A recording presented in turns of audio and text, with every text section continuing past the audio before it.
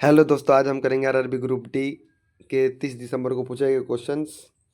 जो क्वेश्चंस है बहुत महत्वपूर्ण हैं। जैसे ही क्वेश्चन आज जो क्वेश्चन पूछे गए थे बहुत ही इंपॉर्टेंट और जो पहले बार बार रिपीटेड भी हो चुके हैं, तो वीडियो लास्ट तक जरूर देखें।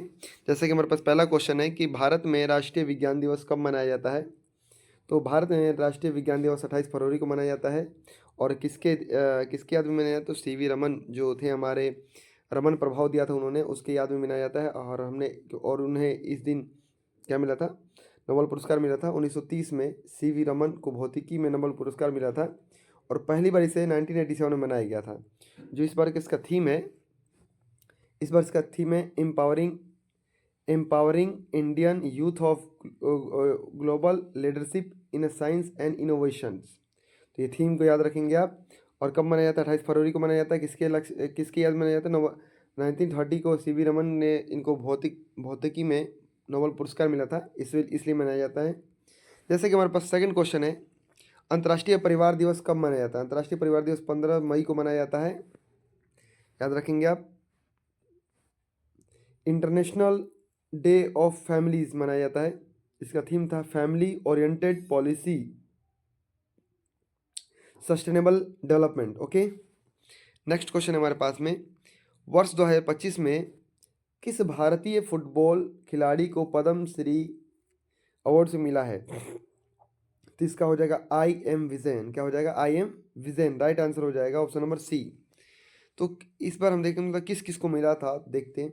जैसे कि आई एम विजयन को फुटबॉल में मिला था, पीआर श्रीजेश हॉकी में पद्म भूषण मिला था, रविचंद्रन अश्विन क्रिकेट में पद्म श्री मिला था, हरविंदर सिंह पद्मश्री में मिला था, सत्यपाल सिंह एथलीट्स के खिलाड़ी पद्मश्री मिला था।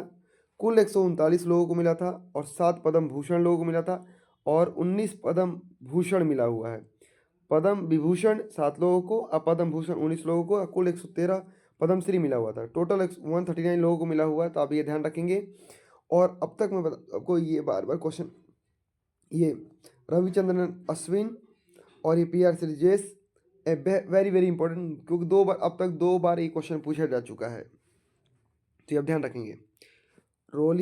Laureus world sports award sportsman of the year किसे घोषित किया गया है? तो आर्मन आर्मन डुप्लेंटिस को घोषित किया गया है। आपको यूँ बता दूँ, ये जो क्वेश्चन है अब तक 6 बार आ चुका है। 22 दिसंबर को भी पूछा गया था, 19 दिसंबर को पूछा गया था, तो ये सारे डेटों में पूछा गया था ये क्वेश्चन। तो ये आप ध्यान रखें, आर्मन डुप्लेंटिस को घोषित किया गया है Laureus sports of the year. और थोड़ा सा इससे मतलब किस किस को क्या क्या मिला वो देखते हैं अभी। देखो, sports man of the year Armand Duplantis को, sports women of the year Simone Biles USA की हैं, team of the year Real Madrid को मिला हुआ है, breakthrough of the year Lamine Yamal को मिला हुआ है, come back of the year Rebecca Andrade को मिला है, lifetime achievement award Kelly Slater को मिला, यूएसए की हैं। ओके, ध्यान रखेंगे आप ये। नेक्स्ट क्वेश्चन है हमारे पास में, G7 शिखर सम्मेलन भारत का प्रतिनिधित्व किसने किया है? जी शिखर सम्मेलन में भारत का प्रतिनिधित्व नरेंद्र मोदी जी ने किया था। और 2025 का जो जी शिखर सम्मेलन वो कहाँ हुआ? कनाडा में हुआ था। कहाँ हुआ था? कनाडा में हुआ था, अल्बर्टा में। कब से कब तक हुआ था? 16 से 17 जून तक हुआ था, कनाडा अल्बर्टा में हुआ था। और कौन सा संस्करण था? 51वां संस्करण था, 51 संस्करण था। और भारत ने यूरे यूरेट्रक पार्टनर ग्रुप में क्या लिया था, इसमें पार्टिसिपेट किया था। ओके, भारत में भाषा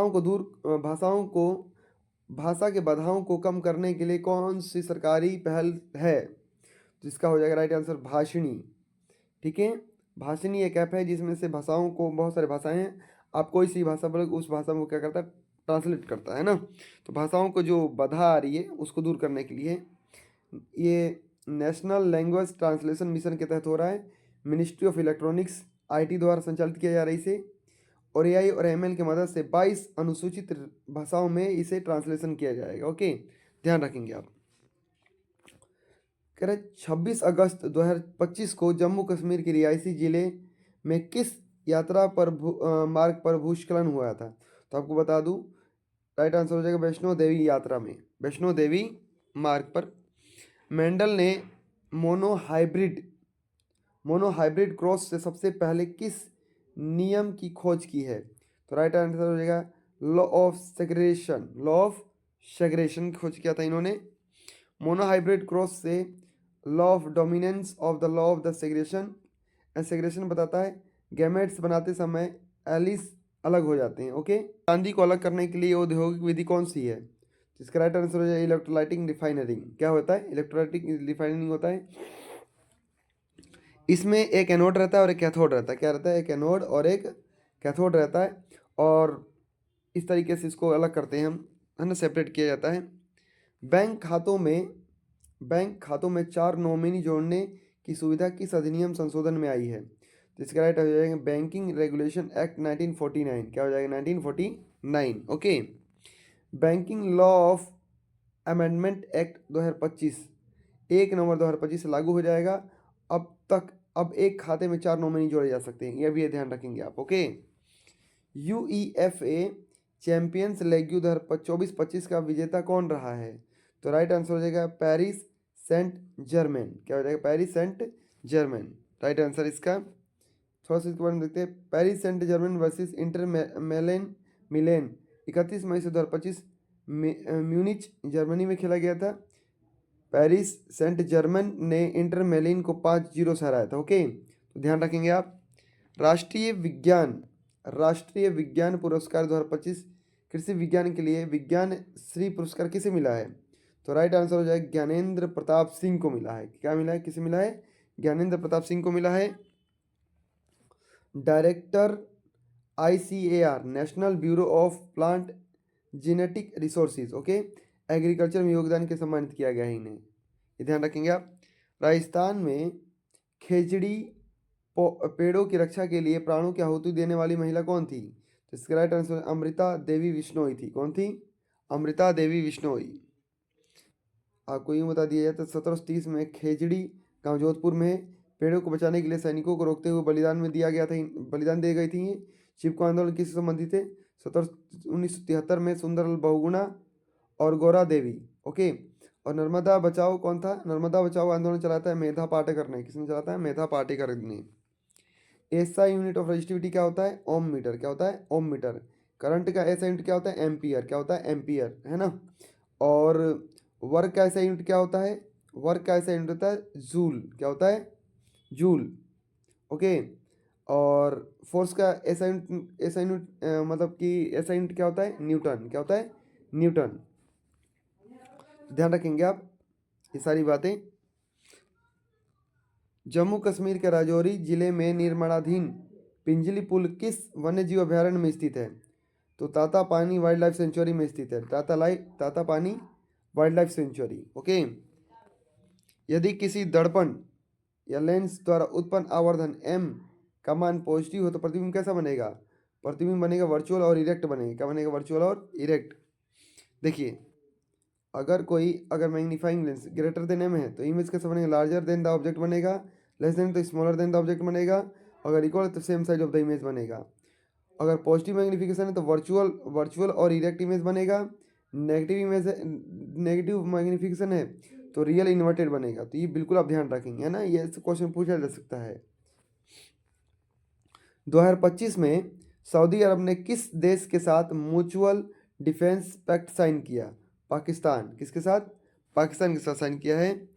सितंबर 2025 में सऊदी अरब और पाकिस्तान ने ऐतिहासिक रक्षा समझौता किया है कि किसी एक पर हमला होने पर दोनों पर हमला माना जाएगा, है ना। सऊदी अरब पाकिस्तान दोनों ने मिलकर एक समझौता किया है।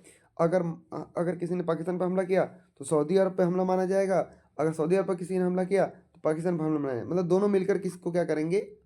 मतलब लड़ेंगे। मतलब कोई भी देश अगर इन पर कोई आक्रमण करता है तो दोनों मिलकर के उसके साथ युद्ध करेंगे, जैसा कि यूरोपियन यूनियन में होता है।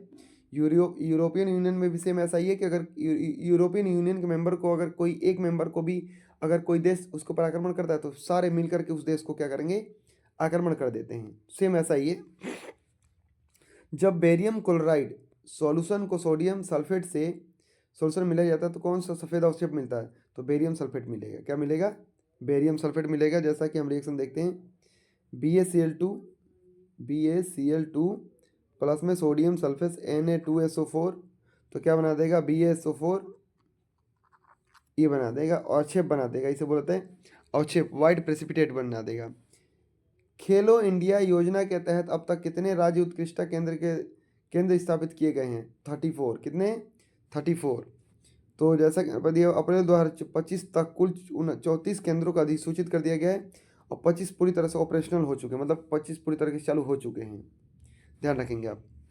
पिंजली पुल राजौरी किस अभयारण्य में स्थित है? तातापानी में स्थित है ना।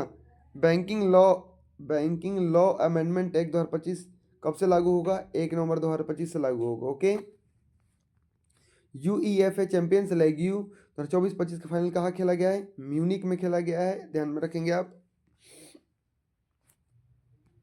विज्ञान रत्न पुरस्कार किसे मिला है? डॉक्टर गोविंद राजन पद्मनाभन को मिला है विज्ञान रत्न पुरस्कार। ये थोड़ा डिफरेंट है ना, वो कृषि विज्ञान था, ये विज्ञान रत्न है। तो गोविंद राजन पद्मनाभन को मिला है। ओके, तो ध्यान रखेंगे आप। भारत का पहला उपग्रह कौन था? तो आर्यभट्ट था। कब लॉन्च किया गया था? 1975 में लॉन्च किया गया था। 1975 में लॉन्च किया था। नाम क्या था? आर्यभट्ट था। डीआरडीओ ने Pinaka long range guided rocket का पहला सफल परीक्षण कहाँ किया है? चांदीपुर से किया, और चांदीपुर ओडिशा में। ओके, जैसे कि अभी हमने 25 क्वेश्चन किया, ये हमारे कुछ करंट के थे और कुछ साइंस के क्वेश्चन थे, है ना। तो ये हमारे आज के ग्रुप डी में पूछे गए क्वेश्चन थे और उससे एक्सपेक्टेड क्वेश्चन थे। वीडियो कैसा लगा तो आप हमें कमेंट में लिख के बता सकते हैं। अगर वीडियो अच्छा लगा तो लाइक शेयर जरूर करें। धन्यवाद।